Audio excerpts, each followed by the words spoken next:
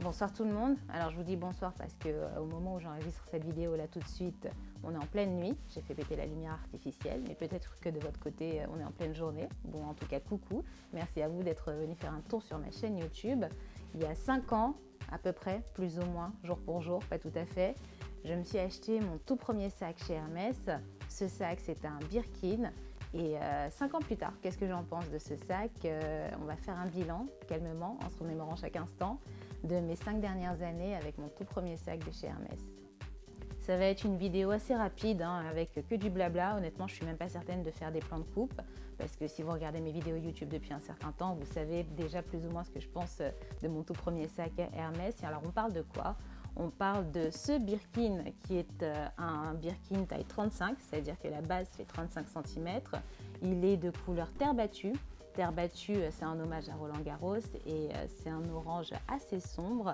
Il est en cuir Togo. Le cuir Togo, c'est un cuir semi-rigide, grainé. Il pèse environ 900 et quelques grammes, quasiment 1 kg. Et c'est donc le tout premier sac que je me suis acheté chez Hermès. C'est mon préféré. En 5 ans, il y a pas mal de choses qui ont changé concernant la galaxie Hermès, à commencer par le processus d'obtention de l'un de ces sacs à main, que ce soit le Birkin ou alors le Kelly, voire même le Constance. Il y a 5 ans, en 2016, c'était déjà compliqué. En 2021, c'est encore plus compliqué et ça le sera certainement tout autant en 2022. Je ne vais pas vous saouler parce que j'en ai déjà parlé à plusieurs reprises, mais en 2016, concernant les boutiques parisiennes, c'était un petit peu à la tête du client. C'est-à-dire que pour les boutiques de Georges V et de Sèvres, on entrait directement au magasin et en fonction du feeling qu'on avait avec la personne qui nous recevait, on pouvait plus ou moins espérer acheter un Birkin ou un Kelly ou un Constance. Concernant la boutique du Faubourg, il y a 5 ans, le système Internet était en train de se mettre en place, mais c'était vraiment les premiers balbutiements. Aujourd'hui, 5 ans plus tard, le système a beaucoup évolué. Je vais vous faire un récap très rapide de la façon dont ça se passe parce que vous me posez pas mal la question sur Instagram. En fait, si vous voulez acheter un Birkin, un Kelly, un Constance, un Picotin neuf en boutique parisienne, je parle des boutiques parisiennes parce que les boutiques ailleurs dans le monde, ailleurs en France, je ne connais pas. Mais si vous voulez acheter donc un sac en cuir dans une des boutiques parisiennes de chez Hermès, il faut vous inscrire sur une loterie en ligne avec son téléphone portable forcément. Et cette loterie en ligne, en fait, elle vous indique en fin de journée si vous avez obtenu un rendez-vous ou pas pour le lendemain. C'est forcément le lendemain ou alors du samedi pour le lundi. Et ce n'est pas vous qui décidez de l'heure, c'est la machine, c'est le système qui décide de l'heure. Donc il faut vraiment avoir du temps libre, il faut vraiment se dire qu'on va consacrer sa journée à l'achat de son sac Hermès. Une fois que vous êtes en magasin, vous êtes reçu par un conseiller, par une conseillère et là vous lui dites voilà ce que je veux, telle couleur, telle taille, tel modèle et la personne que vous allez avoir en face de vous va vous dire oui, va vous dire non. Ça c'est valable pour les 3 boutiques parisiennes. Ce système de loterie via internet, honnêtement, il est un petit peu embêtant. Moi, j'avoue que je n'ai jamais réussi à avoir un rendez-vous via cette loterie internet. Donc cette année, en 2021, je me suis présentée en boutique, à la boutique du Faubourg Saint-Honoré et j'ai expliqué en fait mon cas. J'ai expliqué que depuis X temps, j'essayais d'obtenir un rendez-vous et que ça ne marchait pas. La personne a vu que j'étais de bonne foi, elle a vraiment vu sur mon téléphone portable qu'effectivement, je n'arrivais pas à obtenir un rendez-vous. Donc dans la foulée, elle m'a donné un rendez-vous. Au final, en entrant en magasin, j'ai attendu peut-être un petit quart d'heure. La personne a vu en fait mon historique d'achat. Donc c'est toujours agréable de se dire que le fait d'être cliente régulière avec des gros guillemets, ça aide quand même pour essayer d'outrepasser le système mis en place via la loterie internet. Après, je ne dis pas que ça marche à tous les coups, mais en tout cas, moi, j'ai essayé une fois cette année et ça a marché. Bon, alors, le rendez-vous, il s'est soldé par on n'a pas de stock, on n'a rien pour vous, vous pouvez rentrer chez vous. Hormis le processus d'acquisition en magasin, concernant les Birkin, les Kelly, il y a autre chose qui a changé, c'est la taille à la mode. Alors, le Birkin, il existe en 3 tailles principalement, enfin il existe en plusieurs tailles, mais les 3 tailles principales, c'est la taille 25, la taille 30 et la taille 35. Encore une fois, moi, mon Birkin, il est en taille 35. Et il y a 5 ans, quand j'ai acheté ce sac, la taille qui était vraiment à la mode, c'était le Birkin en taille 30. C'est vraiment la taille la plus recherchée, la taille la plus difficile à acquérir. Et 5 ans plus tard, aujourd'hui, j'ai l'impression, j'ai le sentiment que la taille vraiment à la mode, la taille recherchée, c'est la taille 25. c'est vraiment la taille à la mode parce que c'est petit, c'est mignon, c'est kawaii. Alors après, les modes, ça va, ça vient, ça change. Peut-être que dans 5 ans, ce sera le Birkin en taille 40 qui sera à la mode, qui sait.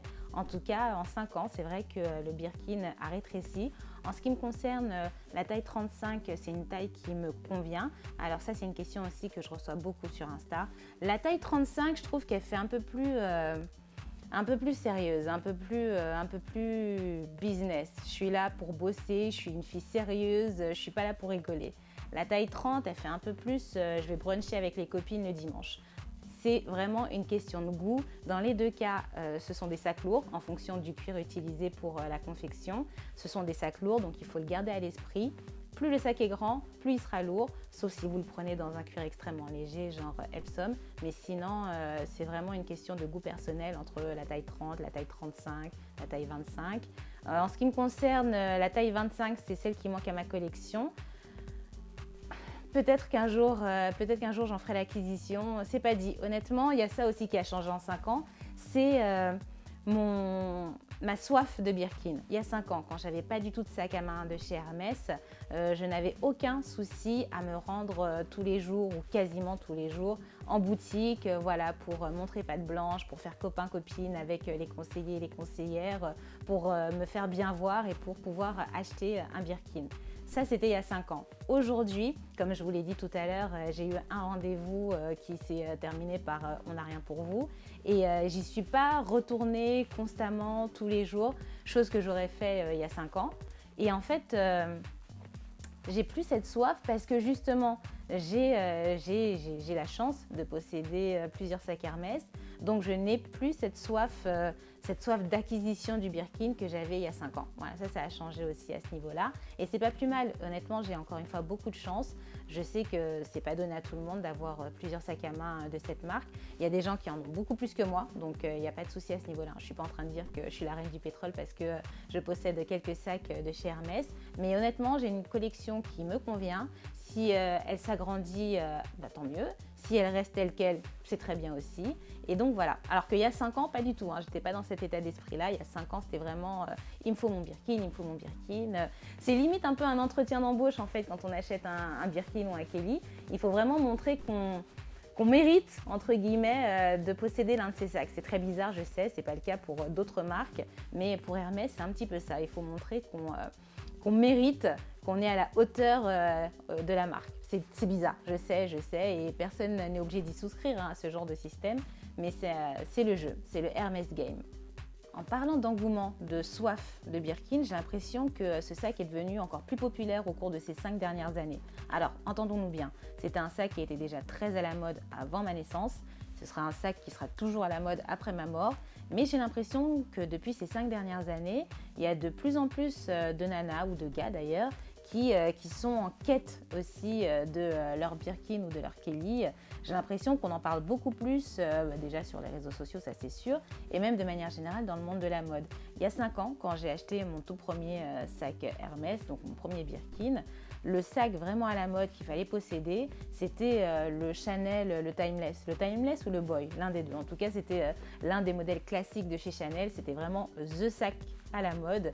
Tout le monde le voulait, tout le monde en parlait, ou en tout cas sur les vidéos YouTube, que ce soit les anglo-saxonnes, les francophones. Tout le monde voulait un Boy, tout le monde voulait un Timeless, tout le monde voulait un sac Chanel classique.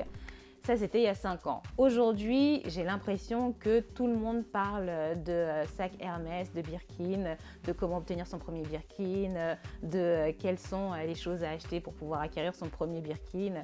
J'ai l'impression que le Birkin est vraiment monté d'un cran encore ces 5 dernières années. Alors, il était déjà haut dans la liste des sacs à acquérir pour les collectionneuses de sacs à main, les amoureuses de maroquinerie dont je fais partie. Mais vraiment, ouais, j'ai l'impression qu'on en entend beaucoup plus parler là, depuis ces dernières années. Alors, encore une fois, je l'ai déjà dit, ce sac, il était populaire bien avant ma naissance, il sera populaire bien après ma mort. Je ne suis pas en train de dire que j'ai découvert ce sac il y a 5 ans et que tout le monde a suivi le mouvement, pas du tout. Simplement, j'ai l'impression que le Birkin a acquis une visibilité encore plus importante au cours de ces 5 dernières années. Autre évolution concernant le Birkin sur ces 5 dernières années, c'est le prix. Contrairement à des marques comme Chanel ou Vuitton qui font 25 augmentations de prix par année sans crier gare. Chez Hermès, c'est carré, c'est plié. En début d'année, il y a une augmentation de prix et c'est comme ça chaque année. Donc au moins, on n'est pas pris de court, on n'est pas pris par surprise. Mais voilà, en 5 ans, forcément, le Birkin, il a augmenté. Et j'en profite pour répéter une énième fois, parce que je le dis quasiment à toutes mes vidéos. Si vous voulez un sac à main, que ce sac à main vous plaît vraiment, que vous avez le budget, n'attendez pas pour l'acheter. Que ce soit un Birkin, un Kelly, un Boy de chez Chanel, peu importe le modèle, peu importe la marque, quand vous avez le budget, quand vous avez l'envie, achetez-vous ce qui vous fait plaisir au moment T, parce que malheureusement, les grands noms de la mode aiment bien augmenter leur prix sans crier gare, bon, sauf Hermès, on sait que c'est en début d'année, mais sinon, voilà, c'est toujours les boules d'acheter quelque chose plus cher quand on sait que la semaine dernière, il coûtait tel prix. Concernant mon utilisation de ce Birkin sur les 5 dernières années, je vais être super honnête, en fait, la première année, je ne l'ai quasiment pas utilisé. J'ai dû le sortir 2 fois la première année et sur les 2 premières années de possession de ce Birkin, je crois que ça se compte sur les doigts d'une main le nombre de fois où je suis sortie de chez moi avec. En fait, je le regardais, je l'admirais, je le remettais dans sa boîte et ouais, j'avais peur de l'utiliser. Vraiment, tout simplement, en toute honnêteté, j'avais peur de l'utiliser parce qu'il était beau, parce qu'il était neuf, parce que c'était un Birkin, parce que voilà, c'est un sac qui est difficile à acquérir, c'est un sac, quand on l'obtient, on a l'impression vraiment d'avoir gagné le marathon. Et ouais, j'avais envie de le garder dans son état neuf, dans son état de prestige, on va dire, le plus longtemps possible.